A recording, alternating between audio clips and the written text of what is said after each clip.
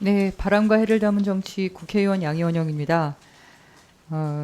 장관님께 메이커스페이스 사업 관련해서 여쭤보려고 하는데요. 이 사업 알고 계신가요? 네, 알고 있습니다. 네. 그럼 레드 휘슬이라는 공공기관 익명 민원 홈페이지에 올라온 것도 내용 알고 계셨겠네요. 네. 네, 정확히 어떤 내용인지. 예, 예. 그러니까 메이커스페이스에서 자기 부담금의 퍼센테이지를 정해서 이 사업에 참여한 업체들한테 지원을 해주고 있는 건 알고 계시죠? 네, 알고 있습니다. 네, 네. 자기 부담금이 몇 퍼센트였죠? 이게 계속 올라가는데요. 일반 랩이랑 전문 랩이 좀 나눠져 있는데요. 현재는 일반 랩이 20%고 전문 랩이 30%였던 게 20년 선정 기관이었잖아요. 네네. 네, 2020년 선정할 때 계약이 몇 년이었나요? 몇 년 계약으로 하는 당일로 계약하는 게 아니라 네네. 3년 플러스 2년 연장 네네, 이렇게 하잖아요. 3+입니다. 그렇죠. 네. 그 장관님 지금 자택이세요? 전세 사세요? 월세 사세요? 저 전세 삽니다. 예? 전세 삽니다. 네, 2년 계약하시죠. 네. 2년 계약을 하면 2년 계약 뒤에 새로 계약을 하는 거잖아요. 네. 예. 자기 부담 20% 또는 30%라고 애초에 계약할 때 네. 3년 계약을 할 때 그렇게 계약을 했는데 그게 1년 지나서 그게 바뀌면 그게 계약 위반일까요?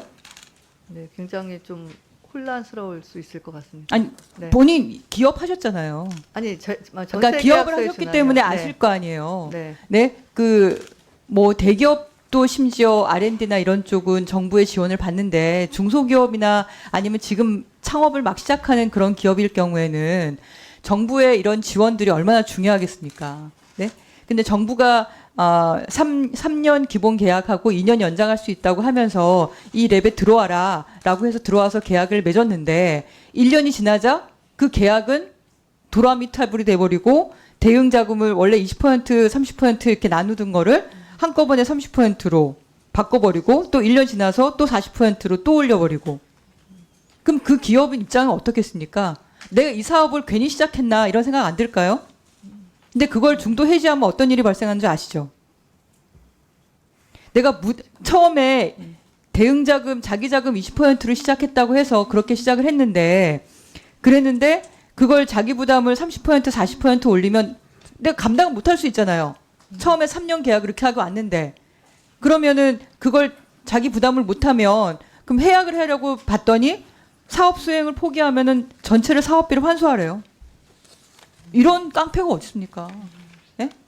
아니 금방도 그러셨잖아요. 소상공인 손실보상금 직업은 소급 적용 죽어도 못 하겠다면서요.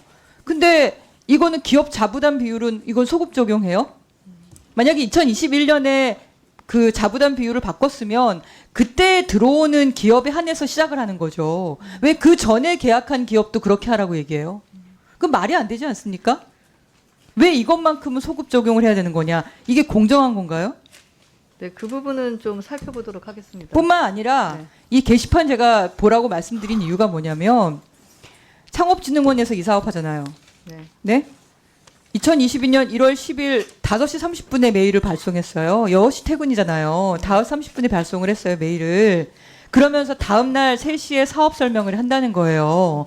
이런 기본적인 내용이 바뀌는 사업 설명을 하는데 한 달도 아니고 일주일도 아니고 전날 5시 반에 메일 발송해서 와라. 전화한 것도 아니고 그리고 다음날 3시에 사업 설명회 하면서 그리고 이틀 있다가 그러니까 1월 11일 날 오후 3시에 사업 설명회 하면서 1월 13일까지 사업 신청을 완료하라고 명령을 하고 가는 거예요. 이런 갑질이 어디 있습니까? 아니 정부에서 이런 갑질해도 되나요? 이 부분은 지금 의원님 지적하신 부분이 전체 그렇게 내려갔다고 하면 이건 시정해야 될 부분이라고 생각합니다. 그리고 소급 적용도 다시 원점에서 재검토하시고 계약을 했잖아요. 계약을 했으면 그 계약 기간은 보존을 해줘야죠. 그 계약이 끝나고 신규로 들어가는 데는 어쩔 수 없다고 치더라도 그리고 자기 부담을 그렇게 올리면은 사업이 계속 진행이 될 수 있는 건지에 대한 판단도 하셔야 되는 거 아닌가요?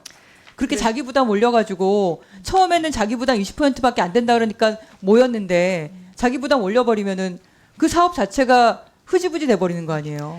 예, 그래서 아마 그 중간에 조건이 바뀌는 부분을 좀 완화시키기 위해서 현금이 아닌 현물 보유하고 있는 현금은 것들에 똑같아요. 대한 현금은 똑같아요. 19%는 달라진 게 없습니다. 근데 그걸 포함한 자기 부담률 전체가 그렇게 올라간 거예요. 네, 근데 현물로 그 부분을 좀 완화하는 부분을 고려를 했던 것으로는 알고 있는데 계약이 유지되게 다시 검토해. 네, 맞습니다. 그럼에도 불구하고 지금 의원님이 지적하시는 부분은 수정해야 될 부분인 것 같습니다. 알려주십시오. 네. 예, 양희원 의원님 수고하셨습니다.